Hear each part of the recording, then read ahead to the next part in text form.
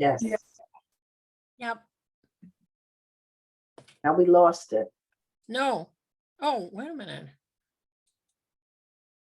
We lost him too. Huh. Well, he'll be back, I'm sure.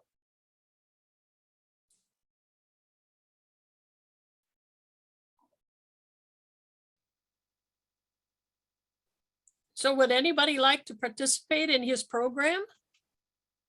If they could do some with Zoom or have house calls, yeah, Kennesaw's a long way. Yeah, I know it. You know what? Let's ask him. Yeah. Here he's connecting now. Pat, didn't you and I participate in this program once? Wasn't it you that you and It's Carol? Carol, you, and Diane, and myself. Yes. Yeah. Right. Sir, we don't hear you. Sir, we don't hear you. You don't hear me? No, the speaker. Oh, okay.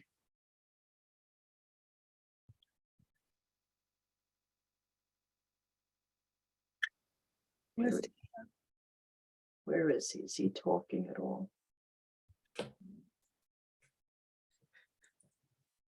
We don't hear you. Maybe we have sound from the video itself to start. We don't even hear him. His lips are We don't moving. hear him, right? He may have to sign out and come back in because he's not muted. No, he's not muted.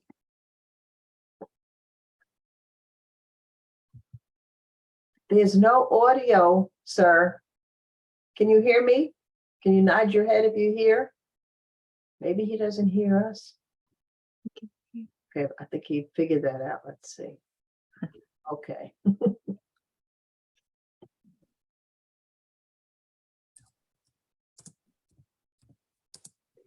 Sir? Wait, he's working on it. I see what he's doing. He's working on it, but we still, okay, now, sir, you need to unmute yourself. You're muted. Right. You want to speak? Let's see if we can hear you. We don't hear you. And there's no audio to this video.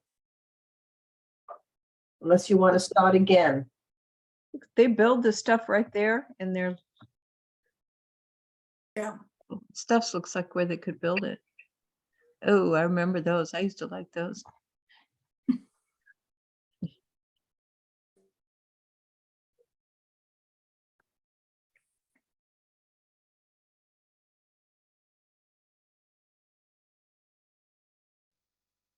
Wonderful facility. Yeah. Huh.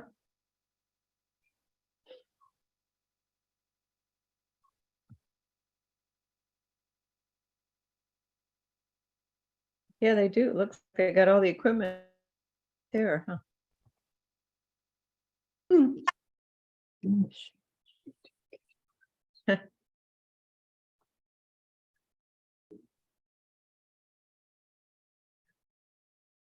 Thermoforming.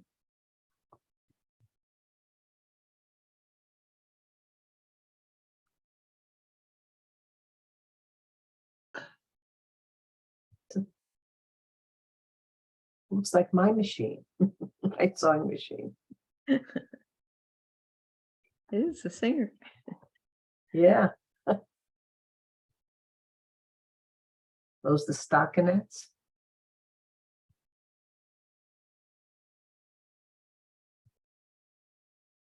Wow.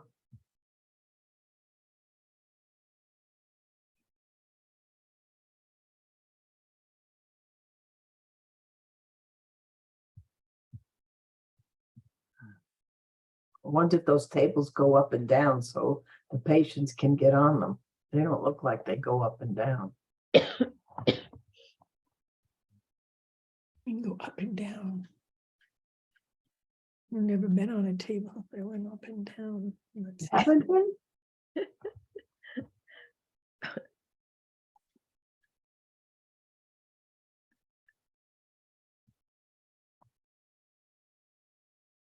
Wow. Hmm.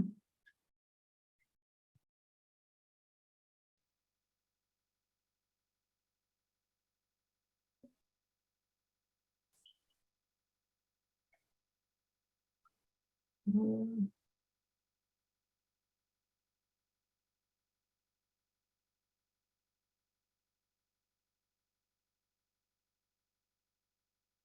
We don't hear you still.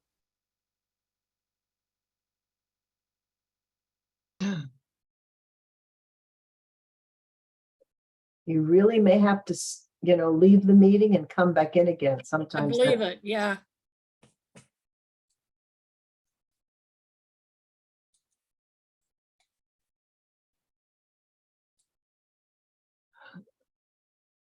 Well, he's logged in. Yeah, but maybe he didn't tune into Wi-Fi. We don't hear you at all.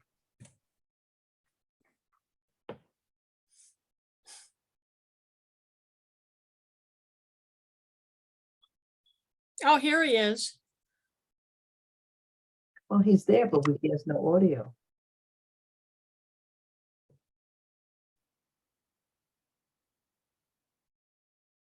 Can you hear me? Sir, can you hear me speaking to you? Okay, so he doesn't hear either way. We don't hear him and he doesn't hear.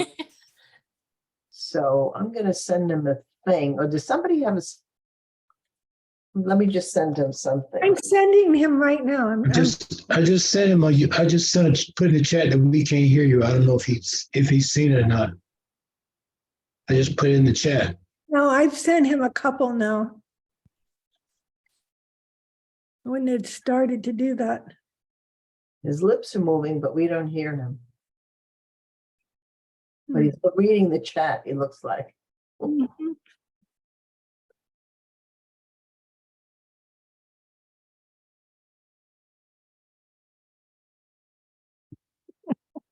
Computers, can't audio. look at them or without them.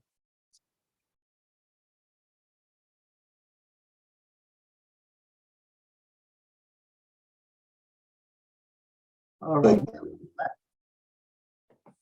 Oops, he went away. Did he go out? Okay, good. So I told him to go back out and come back in. So we'll see if that works. And if you may have to make him co-host again, Leslie. No, Yes. I know. Yeah, I know. When he comes back, I can do that easy. Yeah. Let's see. He's not back in yet. Let's see if he said anything before he left. Let's see.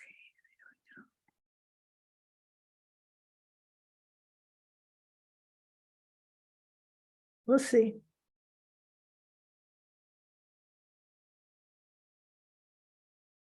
Who's the person in chat? Muswamim. What name is that? That said Can you she hear had to me leave? now? Yes. Sorry. There you go. My wife just came and helped me. It looks like I can't show a video and share my screen at the same time. But the video didn't have any audio either. Yeah, apparently. So you saw the video, but you couldn't hear it. Yeah. Apparently. So when I do that, then you can't hear me. And I don't use Zoom very often. We use a different program at the school. Anyway, I apologize for all that mess. That's okay. But anyway, it does look a little bit better when you hear the sound. It helps a little bit with it, but you can see we have stellar facilities. Those are the labs that the students will work in. The clinical biomechanics lab, the last segment is my research lab. And that is where, to me, a lot of the magic happens of how we really can be impactful. Some of the things that we do that directly relate to some of the devices that you're currently using, we believe that there's room in the next several years, we can really make an impact on some of the, to make devices that are a little bit more reliable on how we know how effective they can be for you as a user when you're using it. We are developing little clinical tools that can diagnostically help the clinician decide what is the best orthosis for your needs and have a little bit more reliability that that device will meet your needs the way we would hope it would be. I'm also doing some research with They're orthoses, but another common term that they're used to describe them are called exoskeletal robotics. So devices that have powered motors on them and sensors. They're not devices that you might use for everyday use as a patient, but they're devices that can be used in rehabilitation if you have some goals to very specifically want to range a joint to make improvements, to help train someone for a different way to walk with a different type of orthosis. Those are the types of things that we're doing. And what we learn from those more involved and complicated systems is how we can even improve on some of the devices that you wear, some of the ankle foot orthoses you wear, some of the knee ankle foot orthoses that you wear, how those can be optimized for your use. So I'm happy to take any questions that you have in general, while I'm here. Yeah, Pat? Dr. Kegler, Diane and Leslie and I were in your program. I thought I recognized you, but I didn't want to say that if I was wrong. And I, well, thank you for coming on. Thank you for coming on. I appreciate it. Yeah, you're doing a marvelous job there, and the students were wonderful. Thank you kindly. So I hope you got a group of kids that are just as good. They are. They are just as good. If any of you came to work with them, I think you would probably agree. We're so lucky. We have a lot to pick from, so we try to pick the best, and it makes my job easier when you have good students. Yeah. You mentioned the evaluation and the history and all that kind of experience for the students. Do you actually take it to the next level of the actual fabrication process? Well, the student, that's what they come here to learn to do. Okay. We have, and some of the people that have been to the Georgia Tech program, some of you may have actually had that done, where a student actually made a device and fit it, but they kept it. They couldn't deliver it. It was not of a standard that was acceptable. Well, first of all, we can't do that legally, but anyway, yes. So there are some sessions where we could do that because we don't have a big patient pool, and that takes multiple visits, as you can imagine. For we call people that help us out like that professional patient models. Those patient models would have to come back a couple times. So it's not like we will not do those kind of sessions in the future. We just have to have enough patient models where all the students can kind of have that as an exposure. So the big answer to the question is we do offer that, where we do it with a few patient models. But that wasn't the types of interactions I was explaining first. Right. So how do I let you know I'm interested in doing whatever you need done? Well, what I could do is I can send I could give you my email contact for one, but I could do that through Rita. And maybe there's some, I don't know how you're communicating in your society, but I'm sure she could post all my information. Right. Phone number, address, all that kind of stuff. And you can call me up if you've got more questions about what would be involved. And I could either speak to you or one of my faculty members. So it would be likely that my faculty members would be the ones actually doing it. I'm kind of stepping away. I still teach. But my other faculty members are the ones that run those courses. And I can tell you for sure, if I'm in town and your group would show up, I would definitely come around and say hello to everybody for sure. And I think you would, my faculty members are really excellent. The faculty members that I have worked in the Atlanta area. Who knows, maybe they were even a practitioner for you at one point.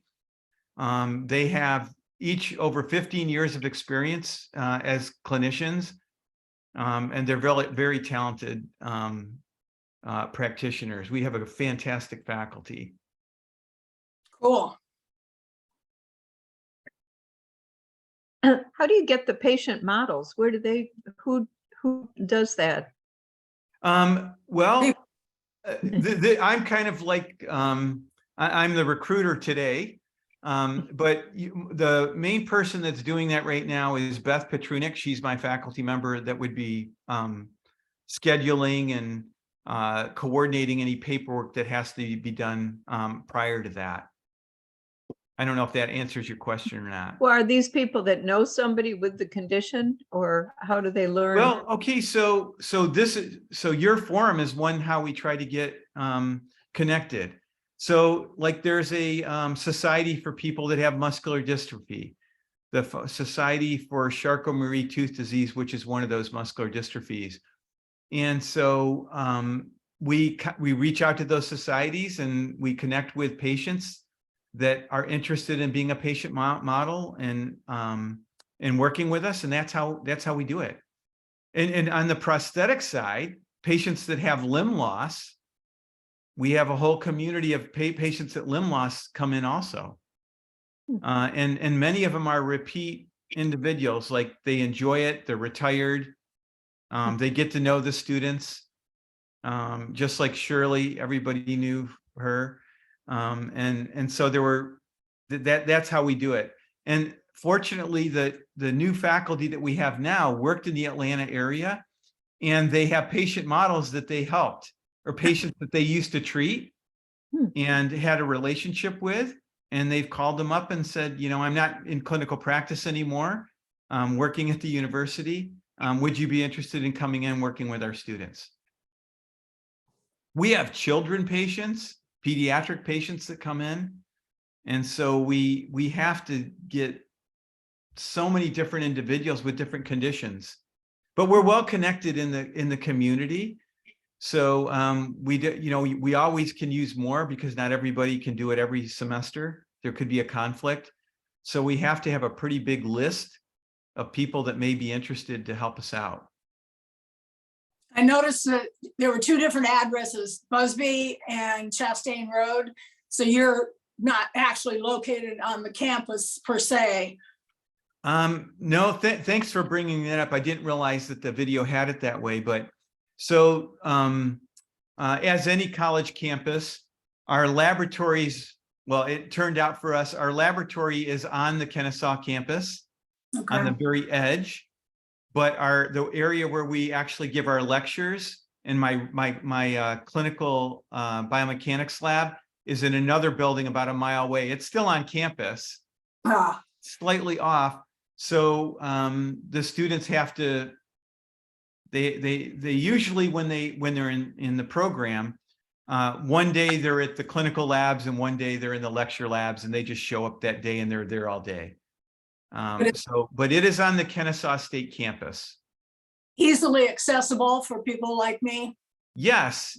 So for instance, if any of you are familiar, the ones that are on the call that are from Atlanta area, off of I-75, there's a Chastain exit. That's the exit you get off to go to the clinical labs or the lecture labs.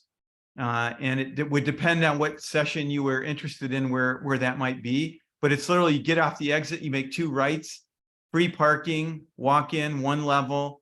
And Curb cut, all that stuff. sorry? Curb Curb cut. cuts and all that, yes. Yes, so it is accessible, and when you come, typically we have the students meet patient models out at their vehicles, and you really get to know them. That's part of their responsibilities as students for the patient. I really enjoyed it. I'd like to do it again. I encourage anybody else who would like to help the next generation of orthotists, because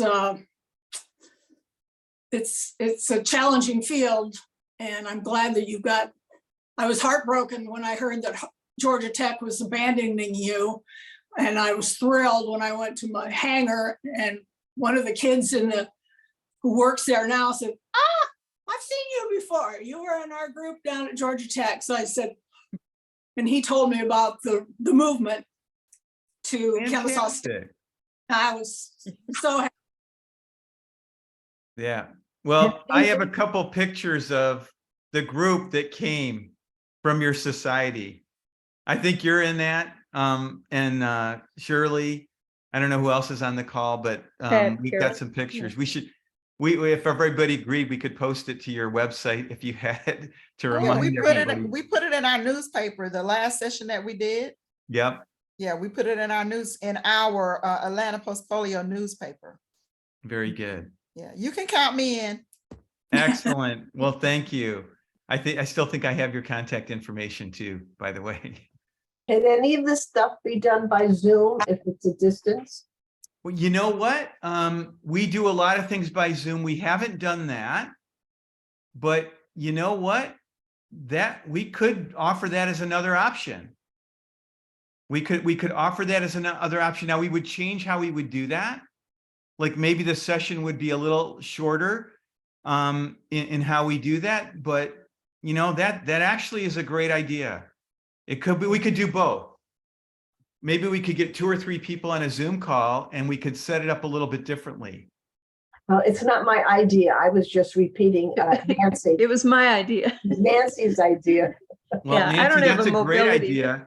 Yeah. You just made my head spin because I'm like, wow, that would be, we could have far more people Yeah. Like Maureen. with the students do that. And we have guest lectures now that used to come on campus and we're doing them by Zoom. So I wouldn't want that to be the sole way though, because there's something that can really be lost with not actually Well, physically seeing things, but we Can could they set up follow a up special with- session like Yeah, that. can they follow up with a home visit then? Or something? Like if you Possibly. do Zoom and home visits, then it's hard I don't have a mobility van yet, so I'm not driving anywhere with my chair or anything yet. I just participated in something not long ago within the past year where that they didn't tell me what they were doing, but one of the places here in Atlanta said, "Oh, we've got this new thing." And so I went into a room and they videotaped me live with somebody in California. Okay, Mhm. so they could watch how I walked and the problems and all that kind of stuff. And then they casted my leg, which I hadn't had that done since 1954 or 55. They casted my leg and sent the cast out to him in California. And then they made me something that was supposed to be way superior. And in this process, it was pretty, took a couple of months to do all this. And when I got it back, it was very, very painful to walk in. Now, I was never in person, involved in that process. So I don't know how I would even, because this was supposed to, how much is they were going to charge for this? $3,000. This is just for an AFO. So anyway, I wasn't involved in it and it didn't work. So then there was nowhere to go back. There wasn't like I could go in and say, hey, this isn't working. So what can we do? And blah, blah. We couldn't do that. So I think this is such a personal thing for any device. So was this, if you don't mind me asking you a question, was this a study or was No, it this a wasn't a treatment? study. This was a company. Oh my God. I know. So I'd want like to talk to you offline about that sometime. This was a company and because it didn't work and because I wouldn't accept it, and then I got all involved in Medicare and everything else because it was my, every 5 years you could get something new, and this was their idea. It wasn't mine. I never even heard of it. So just to let you know, because I've never heard of it either. who would I tell about that? Because there's nobody else that even knows what I'm talking about, right? Well, I'd like to talk to you offline, maybe. Yeah. If you wouldn't mind, I would really like, I never heard that story. Yeah, well, I've it's never nice. heard anything. That's disturbing to me. Yes. I thought you were going to talk to me about another way that people were interacting with patients online. I didn't know it was an Well, that's actual why- treatment. That's That what, is crazy. yes. Yeah, I wanted to tell you that just because if you went that way, there would have to be something Nope. that would, what's the other side of that with a real human being? No, that is not the way that we would ever. Right. ever. The, Yeah. So, philosophically, it's against our principles to provide care that way. There's some things you can do by telemedicine, but that's not. So can you tell me your name? Because it's not coming up on my screen. Oh, Leslie. Leslie, Okay. okay, Thank you for sharing that. here, I can put my number in your chat. Because even if you're fitted, casted for a brace, I mean, I've been in braces since the 50s, and you know, they just don't cast you and then here it is and wear it and go home. I mean, for me, even in whether of late it's been plastic, but before that it was the stainless steel and the leather and then aluminum and leather. And the last time, I mean, it takes them 3 months to tweak it. And I got to go run down there and, you know, they tweak it and then go home and try that out. And oh, no, this needs to be done. So it's not a, you know, a simple fix, not a fix, but a simple It's not the way, it's not the way to practice. It's not the way to practice orthotics and prosthetics that way. And anybody that's on the call, if that comes your way, right, that is not acceptable. absolutely. There's something not right with that going on. Right. So, And I understand they have, you can buy brace, you know, like an AFO in a store, you know, like ready-made, something that's not custom made. I understand. I've never tried that. But. Yeah, that is, I mean, we now we're getting into, we're getting to the American corporate healthcare system that we live in. And that has its own issues about it. And obviously we're very conscious that those kind of things are happening. And patients sometimes struggle to understand how to manage that. You know, when they're exposed to those two things in which way, but that's surely not the way that we teach the students that are coming out of this program. Exactly. So, Exactly. well, thank you for letting me speak to you today. I apologize about the technical issues I had. But again, I will work with Rita to provide her the information, and she'll give you my contact information to start. And anybody that is willing to come and take a visit, maybe it would grow. A few of you would come and participate, and then maybe your experiences could be shared with others, and others may have an interest to do it. And then I don't know who it was, if it was Leslie or another lady, Nancy. Maybe we'll do a Zoom, another type of interaction with our students by Zoom. But we won't deliver no AFOs to anybody. Can I just ask, do they do like brace things for people to sit up straighter and just Exactly. be able to sit longer? That's my failing. Yes, yeah, absolutely. Absolutely. Anything, an orthotist is trained to do anything that fits on the exterior part of the body, from literally head to toe.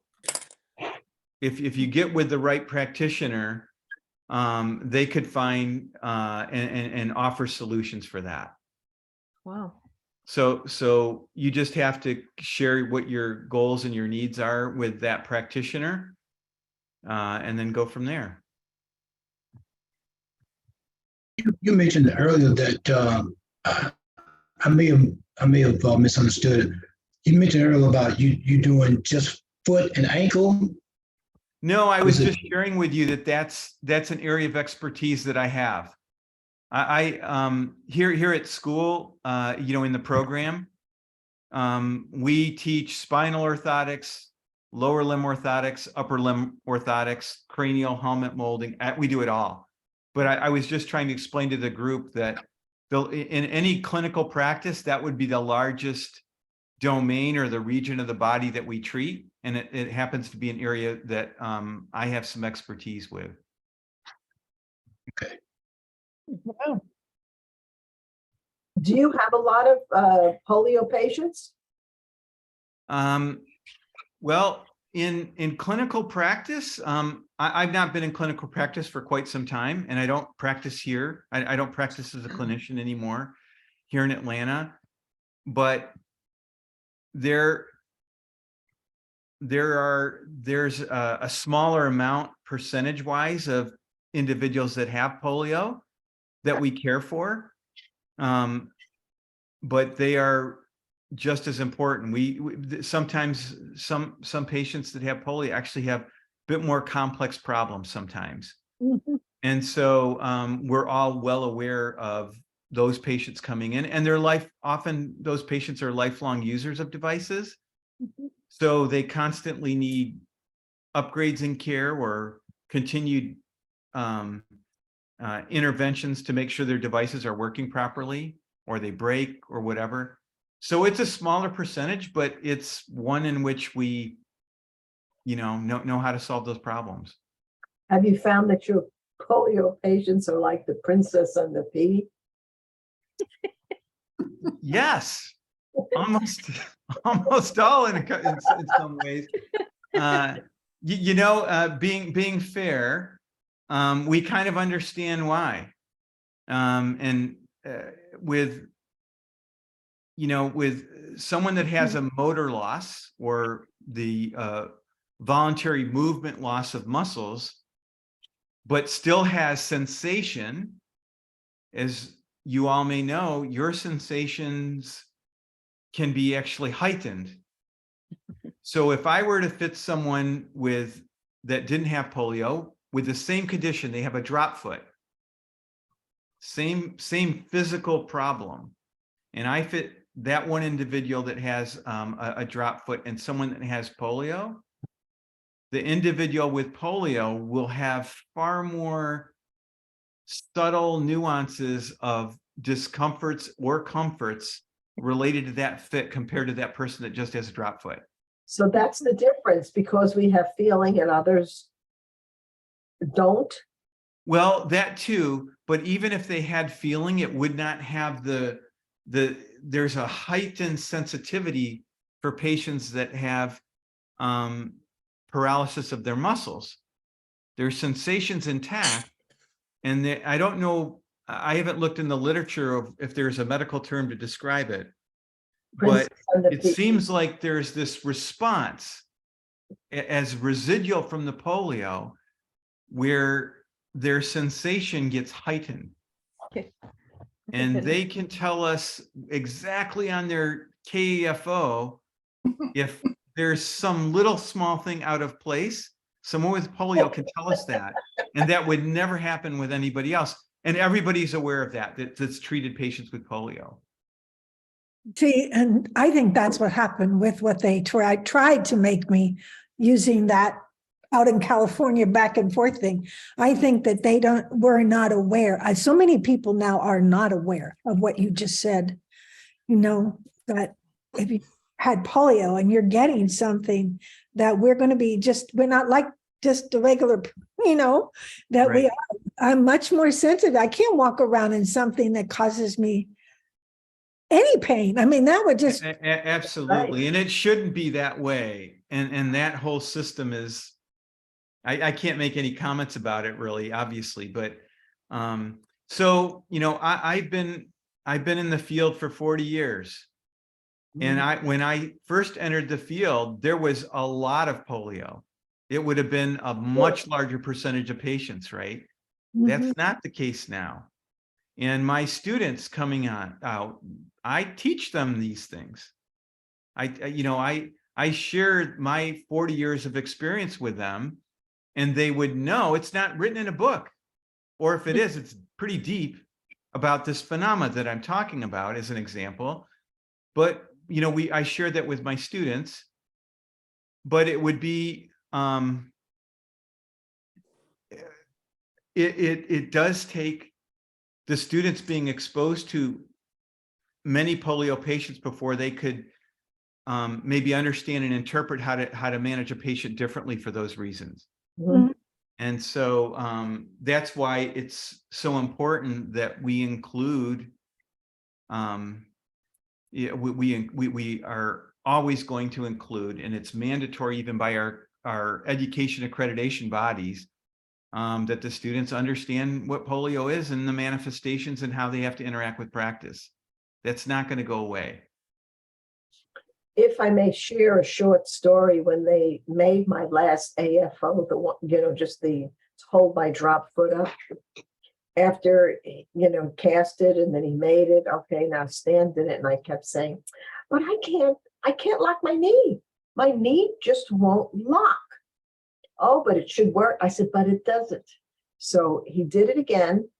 And I said, and then I'm giving him suggestions saying, before that cast dries, let me stand up, lock my knee, and then wherever that the position of the ankle is, then it should be right.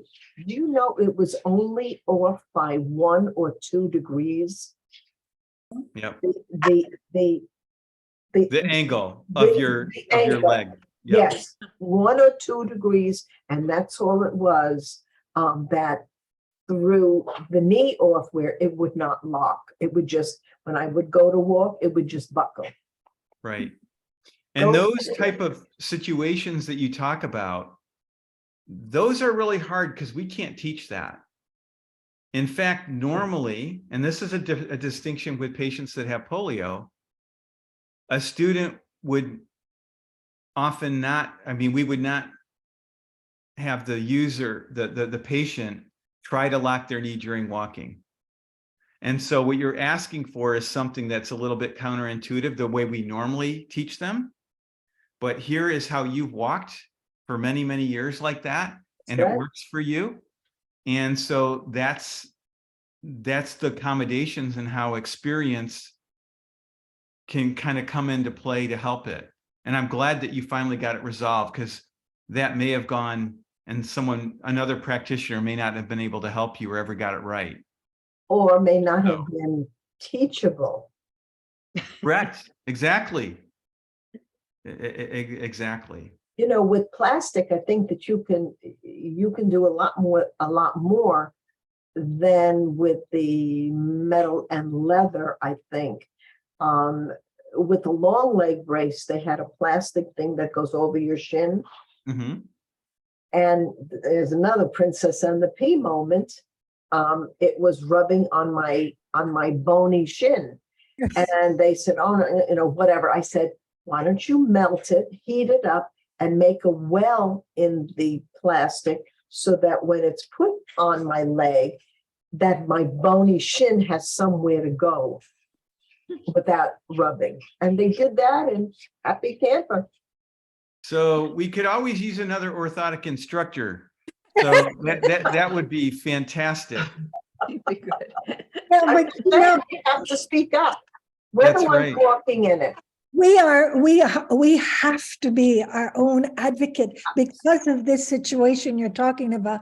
And we have to, and I don't like to argue with them, but I do. And that's why right now, when I went to a physical therapist, I went to great lengths to get the ones that Dr. Strasser had trained way long time ago, and they're still working. There's not a lot of them, but they're very different in PT and what you're talking about with this whole thing. And I have to still be on alert. And go, no, you don't understand, and it's no offense, but this is what you can't do that. You can do that and everything, because I've learned in the hardest way. And some of the companies that you go to for orthotics, they get mad at me because I've gone back 2 or 3 times to get adjustments on the same exact device. And well, there's nothing more that we can do. Well, then why? But see, they're getting Medicare to pay for that. That's right. And then what do? They're not interested because it's taken up their time. Well, then you call Medicare and I have. I have worked with some people right in our organization and done it for them too, because calling Medicare's line and saying that gets usually, but you don't want to do that. I don't need that kind of stuff. I need people who are interested in helping us get to a solution, right? That's all. This is not complicated, but if they're not familiar with what you just said about polio people and aren't willing to work with you, but there are companies around that do. There's, it's like any area of medicine we would talk about, or anything in society. There's good, there's bad. Yep, there you And, go. Yep. hopefully soon there'll be more Kennesaw State graduates out there, and your care will increase by tenfold. So we would hope. Yep. Well, thank you very much for having me. My power's going out on my Thank you for computer coming. here. Thank you for So- Thanks a lot. Great presentation. Thank you for the opportunity. Bye, everyone. You- Bye-bye. But Thank you. Bye, thank you. Well, I just want to tell the group that I started with my brand new post-polio doctor, Dr. Beniger, and she's excellent. What is it? Who is, Dr. who Beniger, is that? Dr. Beniger from How the do you spell- Shepherd Center. Benica? In the Shepherd Center? Spell Yes. it. Spell it. Beninger. Beninger. Vinegar. Okay. And Yeah, did she's at the Shepherd. She's not taking any more new patients, but she says, yeah, she says as soon as she will be taking some, but she doesn't know how I soon. hope so. As we die off, then she'll take more patients. But I want you to know that she's excellent, and she's already signed me up for physical therapy. So I start next Friday. there you go. Excellent. You have to She keep is- looking. You have to keep, Yeah, like this, like that. That's wonderful. yeah. Okay. Wow. there's I wanted to say the next meeting, which is April 1st, Lynn Cullen is going to be talking about her new book. She's on a book tour, and it's in regards to polio, and it's a historical fiction, and it's called The Woman with the Cure. And there are some books in the library. This is Gwinnett, and she has agreed to do a program for us. So I thought it'd be something a little lighter and, more fun for us to kind of go back into history. Did Dr. Strasser ever give any other names of possible doctors since he's not there anymore? Dr. Burke. That's the person he recommended, but Dr. Burke doesn't know about polio. Oh, well, that's not any good. And I know because I've been to him twice in the last 2 months. We have to teach them. What I did with Dr. Burke is I told him what I needed and he wrote an order for them. So that's how I got to the people that I needed in physical therapy that I knew. I said, now this is who I want. Just write it right up. And he said, he'll do that because he doesn't really know. He doesn't have the depth of knowledge that Dr. Strasser obviously been doing it forever. Right. So, If I may, I came across something interesting in the Arizona newsletter. And if I may just quickly read it, it says here that post-polio syndrome is one of the many neuromuscular diseases. When you tell a new doctor that you have a neuromuscular disease, not only will they ask you which one, they will also know how to treat post-polio syndrome better because medical schools teach neuromuscular disease treatments. They do not use the phrase post-polio syndrome in their educational program anymore. If you use the term neuromuscular disease, the medical profession will know how to treat you properly. I haven't tried it yet, but I'm just passing that along. Thank you. what they automatically write down if you don't, for me, or what I see because at Emory, they always write like notes and then you get a printout of it. And it's always neuropathy. think neuromuscular disease might be a better fit, like what you just said, Maureen. So thank you. But isn't neuropathy like in like diabetics where there's no feeling in the fingertips? Yes, that's why I With the questioned. toes? Yes, yes. It But sounds not to me, everybody has that. Isn't that more, like I said, more with diabetics? Yes, that's what I've always understood. That's why I'm saying neuromuscular, what you just said, makes a lot more sense since they make me go when I'm talking about polio, they say, oh, you've got to go to the neuroscience. So that's where I was. And his Dr. Strasser's old PT people, one of them is over there. And I finally got to her. But she's in the neuromuscular building. So wouldn't, yeah, would- not wouldn't diabetes. neuropathy be a byproduct of neuromuscular disease? I know a lot of people that Neuropathy has to do with the sensory Right. nerves. exactly. Our problems with the motor nerves. They just write it No, we down. don't have neuropathy. No, but you can't tell them that because that's all they know. They just write it in there. Well, you have to tell them what to write, Oh, unfortunately. that's what yeah, but I don't, it's hard to keep. It's very frustrating, and we don't want to be the bitch patient that comes in. I get it, think- but if we want to be taken care of and they don't know, what other choice do we have? We have to educate them, That's unfortunately. right. I think David had something to say. Yeah, I have neuropathy along with everything else. Are you diabetic by any chance? No, No. but I have it anyway. And how does that affect you? When they say neuropathy, how I is don't have it. I don't have any feeling from my knees on down most of the time. okay? So Is that something new? I do. So I don't think the word is being used correctly with everything, because that's what I think neuropathy, what he just said, that's what I always thought. And I think Wayne's saying that that's with the no feeling at all. If you have, I have It- neuropathy Neur- and it's Neuropathy can either be no feeling or pins and needles, like when your hand falls asleep. But what do you call it? Did that manifest, if that's the word itself, initially with polio, for example, David, from your knee down? When did that happen? Is that something new, or did you always? I've had that for about 8 or 10 years, I guess. Any It's clue it's to not how really, that? it's not really connected to polio, I guess, but Well, it may not be, because most polios right, yeah. have feeling from head to toe, unless they have some other kind of ailment that presents itself with this neuropathy thing.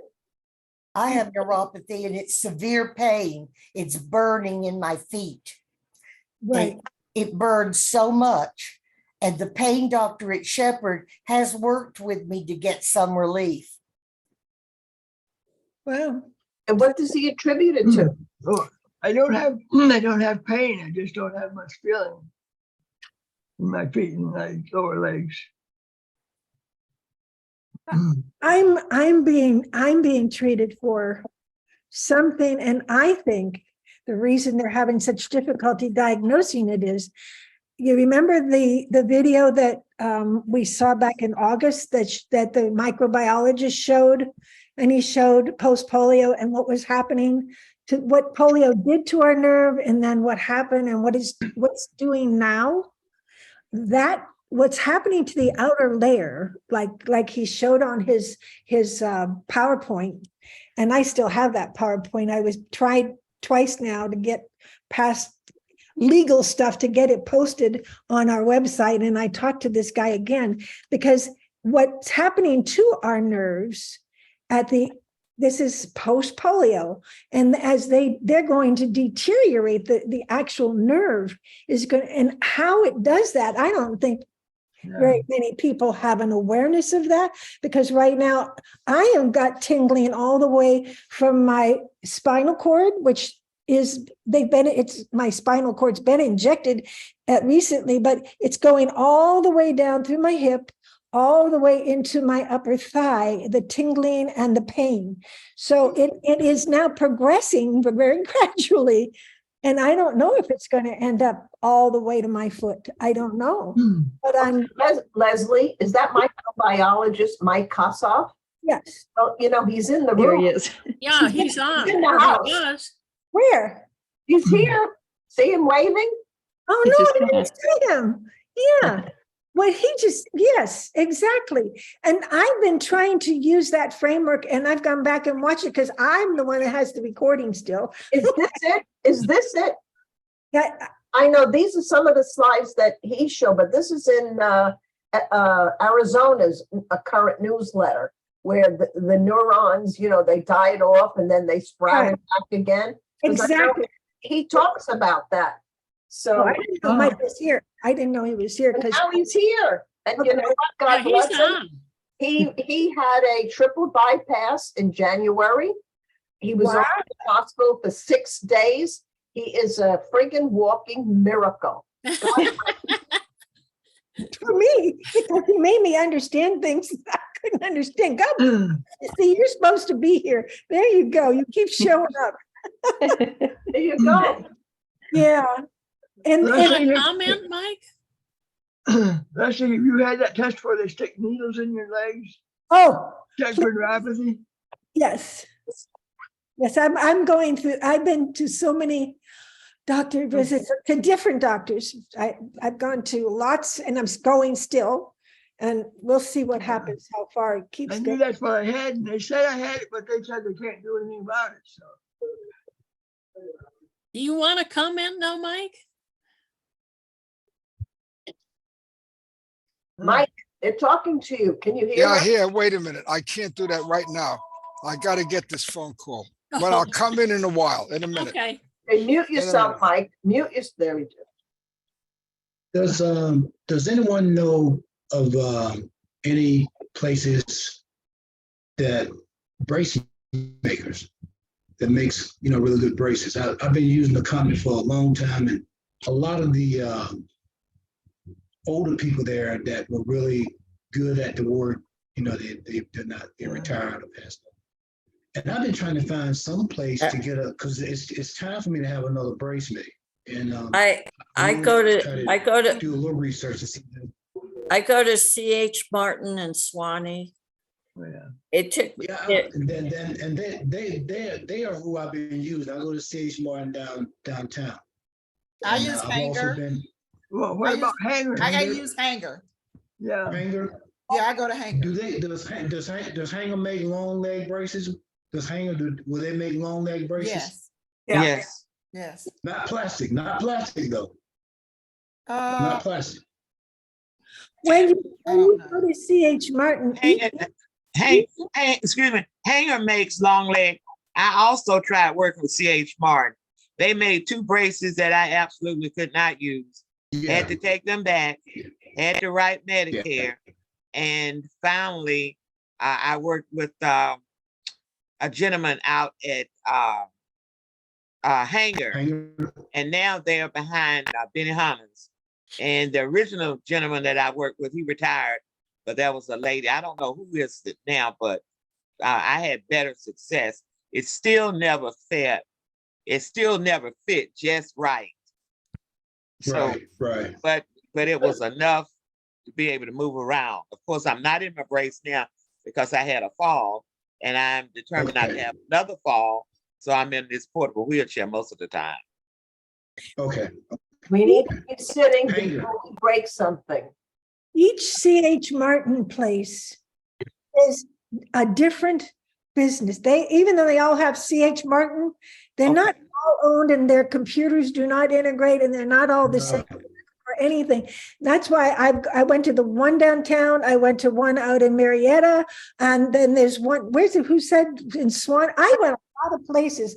I've been a lot of places trying to solve the problems because I do know that because just like what you said, different personnel that are older, I even Yeah. look, try to ask them when they're on the phone before I even make an appointment, but they don't all know what I'm talking about. But I look for older people. Yeah. And Oh, The old school people, the old this- school, they know because they worked with us when we were younger. exactly. Yeah. And that's, C.H. Martin and Swanee, that was the third business and the seventh Okay. orthotist that finally figured out what I needed. Okay, here you come. okay. Don't give up. That's the whole. Yeah, yeah. Mike looks like he's off his phone if you want him to answer that question. Rita, Mike? what's your- Yeah. Mike, can you talk? Okay, go ahead. Yeah. Okay. What do you want to ask me?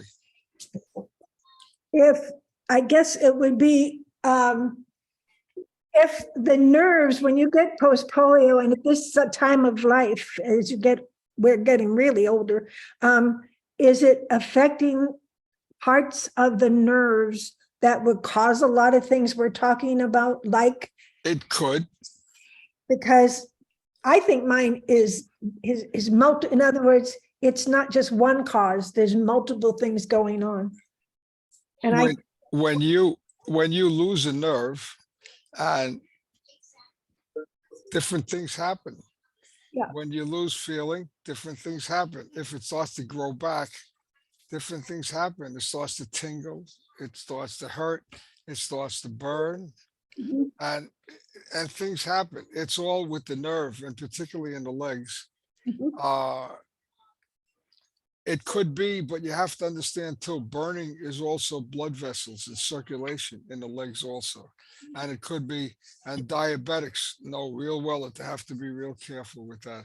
So that's something that has to be really diagnosed by a podiatrist, a real good podiatrist.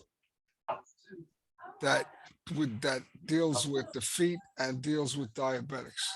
And they'll know. They'll be able to make the diagnosis and tell you what to do.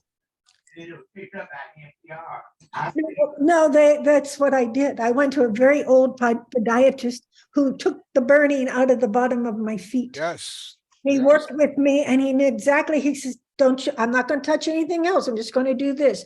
And I told him where it came from and, when it started and I'm still, whenever it starts, I go right back to just him because he knows, he understood exactly. You're right. And sometimes burning can be from overuse. No, they tied me down to the operating table for too long. They tied my feet down for 13 hours and were pressed on it against the thing because I had to be perfectly still for a long time. So whatever it did there, maybe it was not getting circulated. I don't know what happened, but it went on for a year and I finally found him and now it's gone. Thank you. God. Oh, Maureen, I wanted to know how your cruise went. I'm so glad that you asked. We had a marvelous time. And I'm just gonna, you got my newsletter. Yeah. But here's, I guess, the original picture. Yeah. But not everybody is in this one. I superimposed them in the newsletter. And we had a fabulous time. The weather was beautiful. And I encourage you all to join us next year. We're going on a 9-nighter and we're going to be visiting five islands. And it'll be in February of next year. We had 3 people miss the ship, unfortunately. And the taxi driver took him on a joyride to pad the bill. And that's why he missed the ship. Oh, no. That's it in a nutshell. They came from Canada. So he ended up, the next day, he went back to Canada. He with his aide and the wife. But it was wonderful.